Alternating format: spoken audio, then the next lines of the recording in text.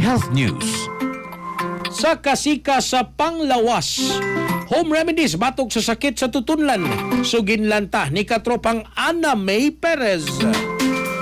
Kasagaran na kasinati og sakit sa tutunlan ang daghang tao karong panahona. Ilabi na kung mag-usab-usab ang panahon, kuwang sa tulog ug naay sipon ug ubo. Sumala sa mga health experts, ang sakit sa tutunlan kasagaran tungod sa viral infection, bacterial infection, allergy o iritasyon gikan sa abog, aso ug aircon. Usahay resulta usab kini sa sobra nga paggamit sa tingog. Aron maibanan ang kasakit, girekomenda ang paggargle og init nga tubig nga adunay asin, pag-inom og daghang tubig ug paggamit og honey, pagisagol sa init nga tubig ug tsa. Apan gipasidaan sa mga doktor, kinahanglan magpakonsulta kung mulapas na og 3 hangtod 5 ka adlaw ang sintomas, kung naay taas nga hilanat, liso sa pagtulon o kung musamot ang hubag sa tutunlan. Giingon ang early care ug sakto nga pahulay mao ang yawi aron malikayan ang komplikasyon sa sakit sa tutunlan. Mga katropa, paliguna ang lawas uban ang Santon Vitamin C nga produkto sa Yes to Health. Sugdi mong adlaw nga lingon ug batasana ang pag-inom sa Santon Vitamin C, the alkaline vitamin C. Alang sa nagkahiusang Pilipino para sa Pilipinas, ako ang inyong katropa, Ana May Perez, XFM News. Kasikas Express Balita. Santon Plus Gold, mapalit sa mga butika sa inyong lugar.